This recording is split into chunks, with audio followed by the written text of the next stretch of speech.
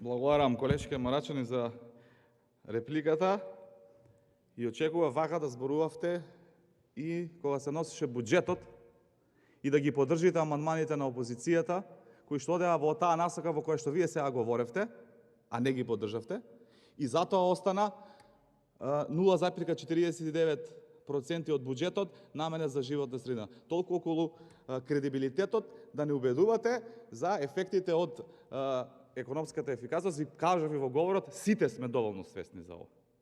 И жалиме што досега владата ова не го направила. И жалам што и претходните влади тоа не го направиле. И имам доблест тоа да го кажам.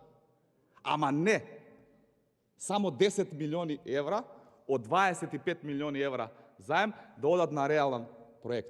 Другите да одат на консултантски услуги, на организацијски поставености, на вработување и така натаму.